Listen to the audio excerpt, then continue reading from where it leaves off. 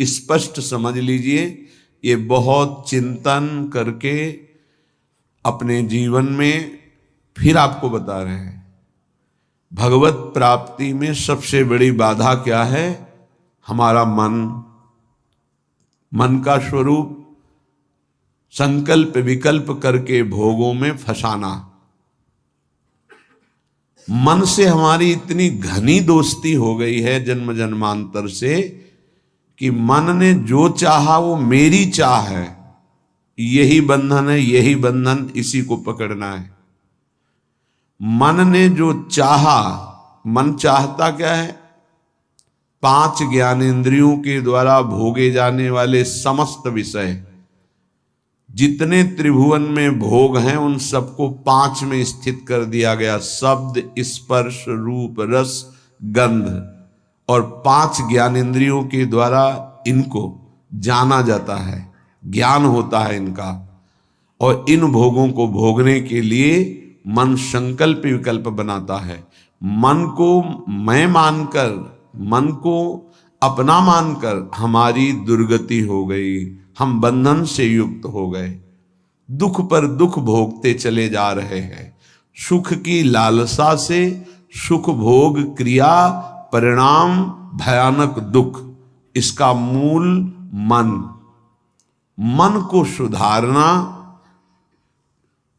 केवल इसकी मित्रता को हटा देने से होगा, दूसरा कोई उपाय नहीं है। ये आप अच्छे से समझ लीजिए।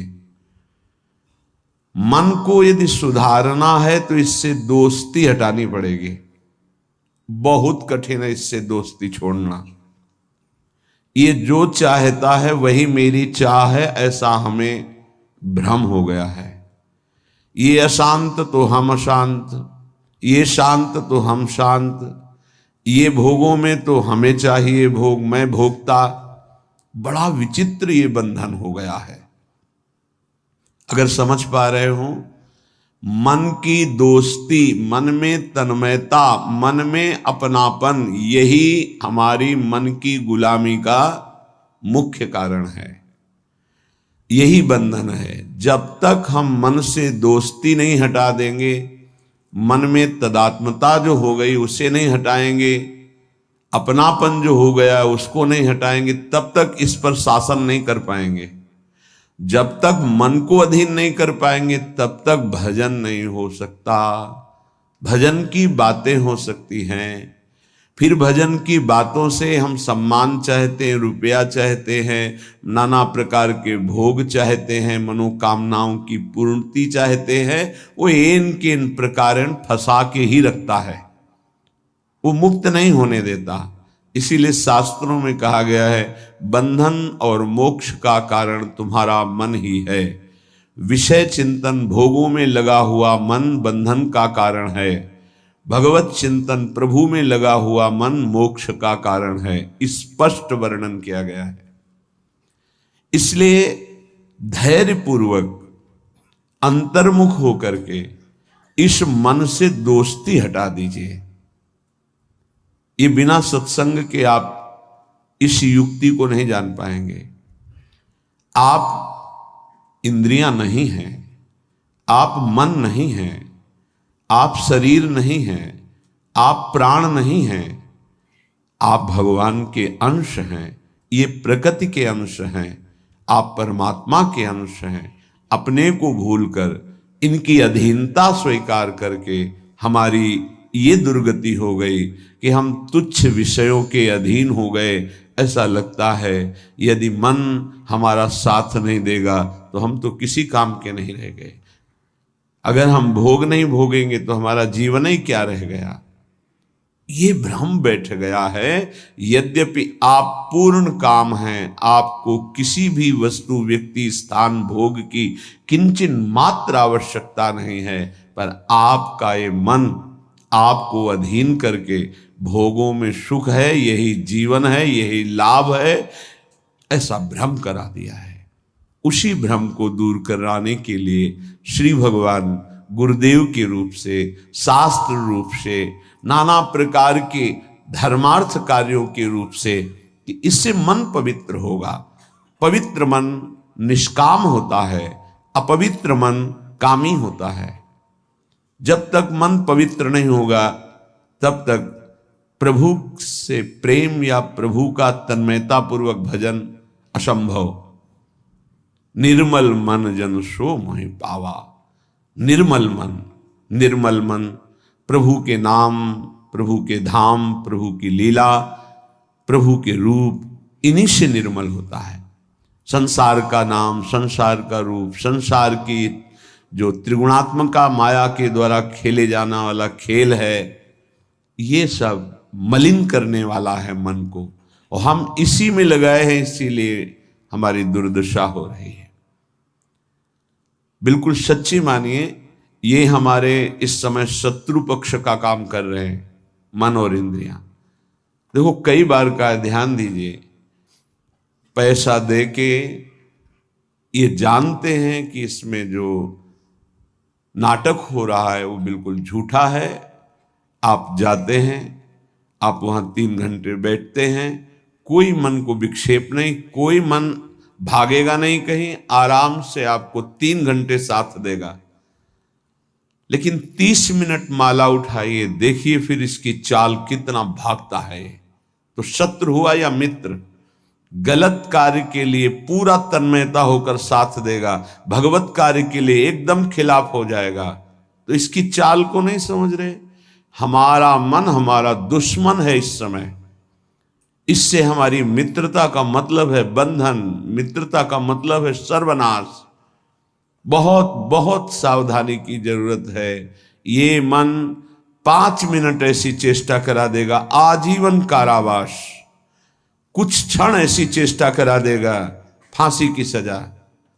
कुछ क्षण ऐसे पाप करा देगा, नहीं कोई जानेगा, तो अंदर से भयानक रोगों की उत्पत्ति, अशांति, हृदय का हर समय दाह युक्त होकर जलना, बहुत प्रकार से कष्ट ही कष्ट देने वाला है। दुख योनयः, इससे दुख ही प्रकट होता है। इसलिए उपासक अपने आप को और मन को अलग करना सीखे।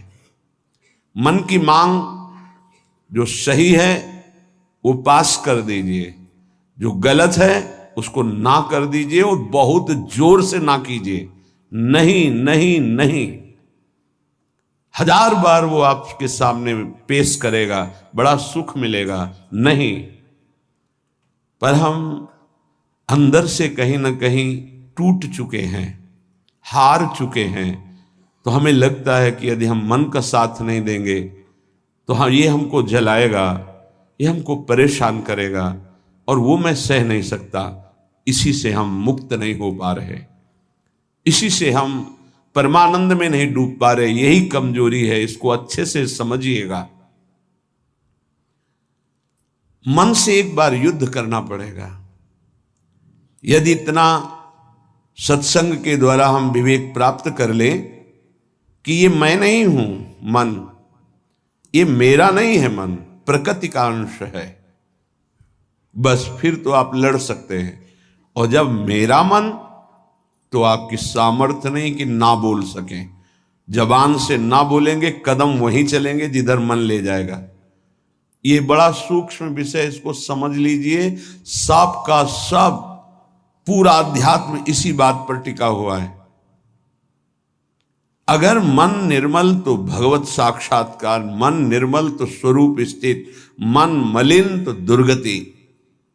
सारी साधना का फल मन को शांत कर लेना, निर्मल कर लेना, मन को अपने शासन में ले आना। पर ये तभी होगा जब इससे दोस्ती हटाएं। यहां दोस्ती क्या, मन की मांग मतलब मेरी मांग, मेरी मांग मतलब अब पूर्ण ही होना चाहिए, कुछ भी हो। इसी से पापाचरण बनते हैं और मन मलिन हो जाता है, हम और मन के अधीन हो जाते हैं। वो हमें और ऐसी स्थिति ले आता है कि मेरे से कहां भजन साधन, और पूरा जीवन व्यर्थ हो जाता है। श्रीपाद प्रबोधानंद जी महाराज कहते हैं, जागर्ति दुंदभिरवः परमोत्र राधा वृंदावने वन इति प्रकटः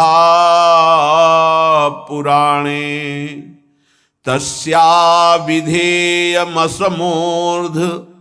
महानुराग मूर्तेस् तदंगनमपोहे हरिम क्व पश्ये। हे भाई, मेरी बात सुनो और जाग जाओ। ये मोह निद्रा में तुम सो करके अपने जीवन को नष्ट कर रहे हो। क्या सोना है? ये मेरी पत्नी, मेरा पुत्र, मेरा मकान, मेरी संपत्ति और इतना एकत्रित कर लिया है, अब और आगे इतना एकत्रित करूंगा, ये भोग लिया है, आगे ये भोग लूंगा, ऐसा ऐसा।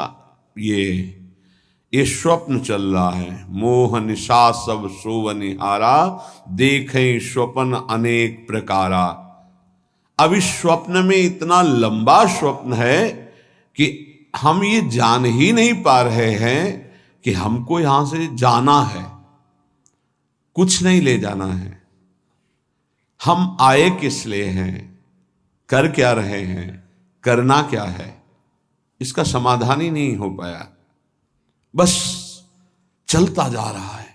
दूसरे को दाह संस्कार करके शौकाता है, समझाता है दूसरों को, खुद नहीं समझता कि यही दशा मेरे शरीर की होने वाली है। फिर इसके बाद कोई नवीन शरीर मिलेगा जिसमें हम साधना नहीं कर सकते, जिसमें हम बंधन से मुक्त नहीं हो सकते। इसलिए जागो, प्रभु की प्राप्ति ही जगना है। जहां तुम्हारे हृदय में भाव आया कि मुझे इस जन्म में भगवत साक्षात्कार करना है, जीवन मुक्त होना है, जगना प्रारंभ हो गया। अगर ये चाह नहीं आई तो सो रहा है, चाहे कोई भी हो। 18 पुराण कंठस्थ हो, चारों वेद कंठस्थ हो, लेकिन लक्ष्य भगवत प्राप्ति नहीं है तो सोया हुआ है। जगा हुआ पुरुष वही माना जाता है। मोह का नाश होकर ज्ञान का प्रादुर्भाव हो जाना। होय विवेक मोह भ्रम भागा, तब सब विषय विलास विरागा। जगा हुआ पुरुष जिसके हृदय में बात आ गई है, मुझे स्वरूप स्थित होना है, भगवत प्रेम प्राप्त करना है, भगवान से मिलना है, पक्का इस जन्म में मिलना है भगवान से, ये बात आ गई, वो जगा हुआ पुरुष है। तो ये बात जान लो कि भगवान कहां मिलेंगे। श्रीपाद कहें, ये हम डंके की चोट से कहते हैं कि हमारी लाडली जू परम पावन वृंदावन धाम में अभी इसी क्षण लीला परायण है। राधा वृंदावने वन इति प्रकटः पुराणे, बहुत से शास्त्रों में ऐसा वर्णन, गर्ग संहिता देख लीजिए, पाताल खंड में ब्रह्म वैवर्त पुराण में बहुत सुंदर वर्णन है, जगह जगह वर्णन है। तो जहां हमारी किशोरी जो है वहीं प्रभु विराजमान है। अब सूक्ष्म विषय इसका, किशोरी जो प्रेम रूप है, जहां प्रेम है वहीं हरि है। प्रेम के बिना हरि का साक्षात्कार नहीं हो सकता। प्रेम का मूर्तिमान स्वरूप हमारी प्रिया जो है, इसीलिए हम कहते हैं राधा राधा राधा, क्योंकि राधा उच्चारण किया तो जिनका नाम राधा है वो देखे, और जिनको प्राण प्रिय है वो देखे। प्राण प्रिय है हरि को, हरि रसना राधा राधा रट, स्वयं हरि जो राधा राधा रटते हैं, और किशोरी जो प्रिया प्रीतम दोनों हमारी तरफ देखेंगे राधा उच्चारण से। तस्या विधेय मसमूर्ध महानुराग, किशोरी जी की कृपा से ही महाअनुराग प्रकट होता है। महाअनुराग में ही हरि का साक्षात्कार होता है, प्रिया प्रीतम का साक्षात्कार होता है। इसलिए अगर हमारे वाक्य को आप समझ पा रहे हो, श्रीपाद कह रहे हैं, तो आप वृंदावन का आश्रय ले लीजिए। अगर अखंड वास नहीं प्राप्त हो पा रहा तो आश्रय ले लीजिए, रजरानी का सेवन कीजिए, धाम आइए, बार बार यहाँ दर्शन कीजिए, प्रदक्षिणा परिक्रमा कीजिए, बैठकर एकांत में नाम जप कीजिए। बहुत बड़ा प्रभाव धाम में जो भजन करता है तो बहुत कई गुना बढ़ करके उसको लाभ मिलता है। इसलिए यहाँ बहुत जल्दी भगवत प्राप्ति होती है। मथुरा में 6 महीने में भगवत साक्षात्कार कर लिया ध्रुव जी ने। देखो 6 महीने भी बहुत होते हैं। अगर व्याकुलता बढ़ जाए, तन्मयता हो जाए, तो 6 मिनट में भगवान साक्षात्कार करा दें। वो बहुत कृपालु है। मिलन्ति चिंता मणिकोटि कोट्यः, अब ये बात समझनी है। स्वयं बहिर्दृष्टिमुपैति वा हरिः, तथापि वृंदावन धूलि धूसरम न देहमन्यत्र कदापि आतुमे। एक तरफ हरि है, एक तरफ करोड़ करोड़ प्रकार के सब भोग सामग्री, महान रत्न, रुपया, पैसा, सोना, चांदी, सब वैभव है। अब अगर पूछा जाए मन से कि किधर कदम बढ़ाओगे, तो इधर ही कदम बढ़ेगा, हरि की तरफ नहीं। बातें केवल हरि की होंगी, हरि की तरफ कदम नहीं। बहुत विचित्र माया है, बहुत विचित्र माया। देखो ना, मन समझा रहा है अभी भोग लो, हरि तो आगे मिल ही जाएंगे। आगे कब कब आगे मिल जाएंगे? कितने दिन की आयु है? हमारा मन हमको गलत सलाह देकर हृदय को अपवित्र करता रहता है, हम राजी बने रहते हैं। बड़ा धोखा हो रहा है, हम अपने साथ धोखा कर रहे हैं। पक्का समझो, केवल हरि प्राप्ति के लिए हम यहां आए हैं। अनंत जन्मों से भटक रहे हैं, अनंत जन्मों से, न जाने किस किस लोक में, किस किस योनियों में कितना कितना कष्ट वो सब भोग के आए हैं। माया ने सब विस्मृत कर दिया है। अब लगता है देखा जाएगा जो होगा। अरे देखने लायक नहीं रहोगे। ऐसा कष्टप्रद जीवन होता है कि कोई उपाय नहीं है। अन्य योनियों में कोई उपाय नहीं है। बहुत कष्टप्रद जीवन। देखो ना जीवों के साथ कैसा बर्ताव कर रहे हैं, मनुष्य शरीर धारण करके। पता नहीं उनको कि यही दुर्गति उनकी होनी है। जीवित ऐसे जैसे पकोड़े तले जा रहे हैं, ऐसे जीवों को, ऐसे उनके, वो भी जीव हैं, वो हम ही तुम हैं, कर्म के अनुसार वो बन गए। क्या बर्ताव हो रहा है? वैसे भी जंगल में नाना प्रकार के कष्ट अन्य जीवों को प्राप्त होते हैं। अगर कांटा लग गया तो आप निकाल सकते हो, वो नहीं निकाल सकते।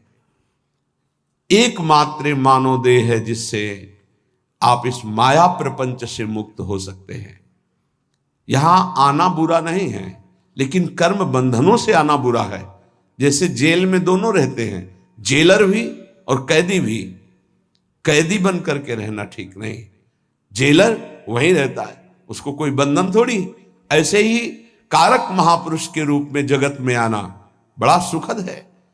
भगवान का यश गान करते हुए भगवत भाव में स्थित, भगवत स्वरूप में स्थित लाखों बार भेजे प्रभु, कोई परेशानी नहीं। ये जो कर्म बंधन से युक्त होकर आना है, इसे मिटाना है। ये संसार तब तक दुखद है जब तक भोग वासना है। भोग वासना हटी की परमानंद ही है दसों दिशाओं में, क्योंकि वही साक्षात आनंद मूर्ति भगवान ही सब रूपों मत्ता पर तरम नान्यत किंचिदस्ति धनंजय, किंचन मात्र मेरे सिवा कोई नहीं है। वही परमानंद प्रभु विराजमान है। आपकी कसौटी है मिलत चिंतामणि कोटि कोट्यः स्वयं बहिर्दृष्टि मुपैति वा हरि। एक तरफ हरि है, एक तरफ नाना प्रकार के रत्न भोग सामग्री हैं। तुम्हारा मन उधर आकर्षित होगा, लेकिन तुम्हें उधर नहीं जाना, हरि की तरफ बढ़ाना है कदम। यहां तो बहुत छोटा स्तर गिरा हुआ है हमारी साधना का। अगर हमारे मनोनुकूल भोजन मिल गया तो प्रभु को भूल जाएंगे और उसका स्वाद लेने में हम समय अपना नष्ट कर देंगे। एक रसेंद्री का विषय, ऐसे हर इंद्री का विषय आप देख लीजिए। आपके मनोनुकूल कोई गाना, कोई नाटक, कोई सिनेमा, कोई आप देख लीजिए, प्रभु को भूल जाएंगे आप उस समय, और उस पे आपका मन तन्मय हो जाएगा। कितनी छोटी गिरी हुई स्थिति है। त्रिभुवन का कोई भी आकर्षण हमारा नाम न छुटवा पावे, भगवत स्मृति न छुटवा पावे, तब तो साधना मानी जाएगी। बिल्कुल सावधान। श्रीधाम वृंदावन का जो वास है, आश्रय है, ये बहुत जोर का है। आश्रय से ही भगवत प्राप्ति हो जाएगी अगर दृढ़ निष्ठा आ जाए। कोटि कोटि चिंतामणि रत्न आदि आपको प्राप्त हो तो भी तुम आश्रय मत छोड़ना प्रभु का, वृंदावन का, धाम का। पहली बात तो ये भगवद आश्रय कहीं भी रहोगे तो ये धाम आपको अपनी महिमा प्रकाशित कर देगा। कहीं भी आश्रय पक्का होना चाहिए। आश्रित हृदय वृंदावन का कैसा होता है कि जहां उसको अपने व्यवहार कार्य से फुर्सत मिली भागा, जैसे कोई अपने घर को भागता है छुट्टी मिलने पर, ऐसे श्रीधाम भाग के आया। उससे कोई कहे अमुक जगह चलो बहुत सुंदर वहां शोभा है प्रकृति की, वो नहीं जाएगा। नहीं, हमारा तो जीवन वृंदावन है, प्राण वृंदावन है, सर्वस्व वृंदावन है। वो बस भाग के वृंदावन, ये है वृंदावन का आश्रय। एक दिन का भी समय मिला तो कहीं नहीं, भागा वृंदावन की तरफ। एक बार बिहारी जी की दंडवत, एक बार वृंदावन की परिक्रमा की, फिर चला गया। आश्रय तत्व अगर पुष्ट होगा तो वृंदावन वहीं कृपा कर देगा। एक बात और बड़ी जोर की कह रहे हैं कि जिनको वृंदावन वास मिल गया है उनके लिए खास बात। यदि आपको अखंड वृंदावन वास मिल गया है तो अब बहिर्दृष्टि मुपैति वा हरि, हरि भी वृंदावन की सीमा के बाहर आपको बुला रहे हो तो मत जाना। जैसा श्रीपाद श्लोक में लिख रहे हैं, श्री भट्ट देवाचार्य जी उसे पद में लिख रहे हैं, विपिन राज सीमा के बाहर हरिहू को न निहार, रे मन वृंदा विपिन निहार। यद्यपि मिले कोटि चिंतामणि तऊ न हाथ पसार। बिल्कुल उसी की टीका है मानो। जय श्री भट्ट धूलि धूसरतन यह आशा और, तथापि वृंदावन धूलि धूसरम न देह मन्यत्र कदापि आतु में। वृंदावन की रज से सना हुआ हमारा शरीर और अंतिम श्वास यही पूरी हो राधा, वो बात बन गई जो बड़ी बड़ी साधना से नहीं बनती, बड़ी बड़ी साधना से। अंदर की खास बात है अपने को भूल जाना और प्रभु के चिंतन में तन्मय हो जाना, यह भक्ति का लक्षण है। सब कुछ भूल जाना, अपने स्वरूप में स्थित हो जाना, यह ज्ञान का है। इसके अलावा भगवान की माया का प्रभाव है।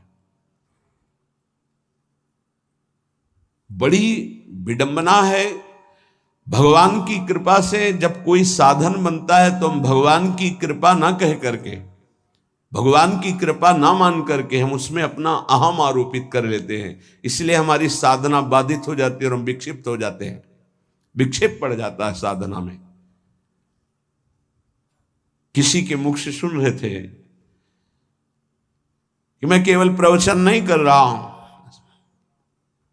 इतना समय हो गया ये नहीं खाया, ये नहीं पिया, ऐसा ये त्याग।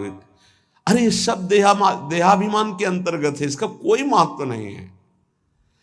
मछली जल में रह करके पूरा जीवन व्यतीत करती है केवल जल पी करके, केचुआ केवल मिट्टी खा के रहता है, कितने पंछी केवल फल खा के रहते हैं। क्या भगवत प्राप्ति हो जाती है क्या? ये साधन देह विस्मृत करने के लिए है कि जो कुछ मिला थोड़ा डाल दिया, बस नाम चिंतन, भगवत चिंतन। चिंतन इस बात का कि एक एक दिन हम प्लस जोड़ रहे हैं कि ये नहीं खाया, ये नहीं पिया, ये नहीं त्याग, ये तो प्राकृतिक क्रिया है, इसका कोई महत्व है क्या? देह धर्म से युक्त होकर, देहाभिमान से युक्त होकर ऐसी चेष्टाओं में साधक उन्नति नहीं प्राप्त करता, गर्व करता है और पतन हो जाता है। महाराज ययाति का सुकृत नष्ट नहीं हो रहा था, बड़े समय से उत्तम लोकों में विमानों से घूम रहे थे। देवराज इंद्र ने एक बार उनको बुलाया, महाराज आपने कौन सा सुकृत किया कि आपके दिव्य लोक सुरक्षित हैं, अर्थात आपका पतन नहीं हो रहा, आपके पुण्य नष्ट नहीं हो रहे। तो सभा में जब ऐसा पूछा तो अहम उदित हो गया। महाभारत में भगवान व्यासदेव जी वर्णन करते हैं, उन्होंने कहा ना कोई ऐसा हुआ है, ना है, ना आगे होगा। जैसा मैंने दान किया, तप किया, सुकृत किए, बस ऐसा निकलना था कि सारे सुकृत भस्म हो गए। देवराज इंद्र ने कहा विश्व के समस्त ऋषियों का, महात्माओं का, धर्मात्माओं का आपने अपमान कर दिया, आप भ्रष्ट हो जाए। उसी समय सर के बल नीचे ऐसे मृत्युलोक की तरफ आने लगे। तब उन्होंने आर्त भाव से कहा गलती हो गई हमसे, हमारी अंतिम प्रार्थना, जा तो रहा हूं नीचे के लोक में लेकिन महात्माओं के बीच में गिरूं। तो कुछ महात्मा ऐसे खड़े हुए, महाराज शिवी भी उसमें थे, भगवत चर्चा संभाषण कर रहे थे। देखा कोई तेजों में पतन की स्थिति से आ रहा है गिरता हुआ, तो ये कोई पुण्यात्मा है, रोक दिया अपने भजन बल से।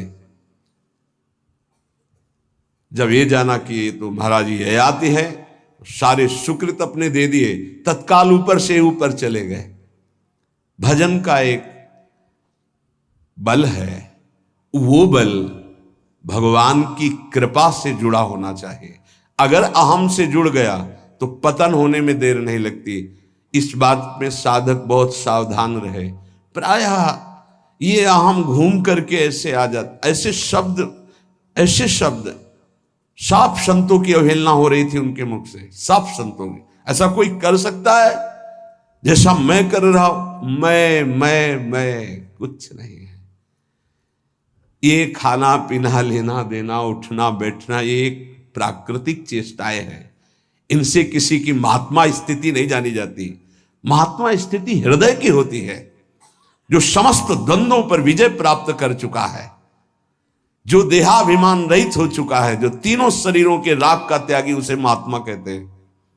बड़ा सूक्ष्म विषय अध्यात्म, इसीलिए कह रहे अध्यात्म को समझने की जिज्ञासा करने वाला कोई लाखों में एक होता है, और अध्यात्म की जिज्ञासा पूर्ण करने वाला कोई करोड़ों में एक होता है। आप शास्त्रों में पढ़ के देखिए, हजारों जन्मों की पुण्य एकत्रित होते तब मुमुक्षुता जागृत होती, मैं मुक्त होना चाहता हूं। अरे भगवान की कृपा से कोई साधन बन जाए तो दैन्य हो जाओ कि भगवान ने साधना करवा दी। कृपयतु मयि वृंदारण्य राज्ञी मनाग, प्रतिबहुल कृपारु स्नेह भाराद्रुदश्रु,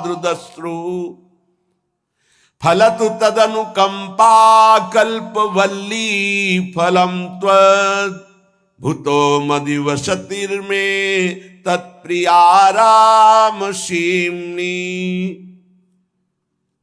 हे लाडली हम पर अतिशय कृपा कर दो, हे वृंदावनेश्वरी हम पर रीझ जाओ,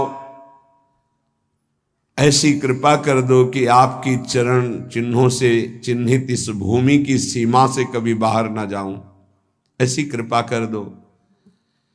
हे करुणामयी कल्पलता स्वरूप, कल्पलता कल्पतरु, जो इच्छा करो वो प्राप्त। मेरी इच्छा यही है, ये इच्छा मेरी फलीभूत हो जाए कि मैं कभी वृंदावन की सीमा से बाहर न जाऊं।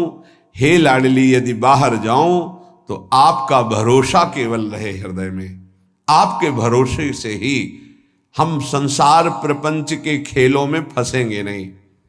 महारानी जू, हे प्रियाजू, आप करुणामयी हम पर ऐसी कृपा कर दो कि पहली बात तो वृंदावन की सीमा के बाहर न जाऊं, दूसरी बात अगर बाहर सेवार्थ व्यवहार्थ तो हे लाडली आपके चरणों का दृढ़ भरोसा रहे।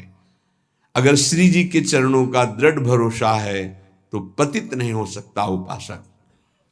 बाहर और भीतर, संसार में और धाम में, दोनों बात समझ लीजिए। हृदय में और बाहर व्यवहार में, धाम में और संसार में, वही सौभाग्यशाली माना जाएगा जिसका चिंतन प्रभु से हो रहा है। जो प्रभु के चिंतन में जुड़ा हुआ है वही महान सौभाग्यशाली है। धाम की एक असीम कृपा है, पर आप धाम में रहकर प्रिया प्रीतम का चिंतन नहीं करते, मनमानी पापाचरण करते हो, तो पुनः यही जन्म होगा लेकिन दंड मिलेगा। ऐसा नहीं कि आप धाम वास कर रहे हैं, मनमानी आचरण कर रहे हैं तो आपको विमान आएगा, आप नहीं, आपको यही दंड मिलेगा। बहुत विविध प्रकार के दंड है। यहां भूत भी बनते हैं, हजारों वर्ष तक भटकना होता है, जब तक कोई सिद्ध महापुरुष नहीं मिल जाएगा तब तक उद्धार नहीं होता। पर रहेंगे धाम में, भूतेश्वर भगवान जो मथुरा में विराजमान, उनके शासन में रहेंगे। यहां भी विविध योनियों की प्राप्ति हो जाएगी, बड़ा कष्ट में जीवन रहेगा। इसलिए मानव देह मिला है, कोई अपराध न बने, निरंतर भगवत चिंतन हो। अगर ये बात आश्रय लेकर बाहर भी हो रही है तो आपको दिव्य वृंदावन धाम की प्राप्ति होगी।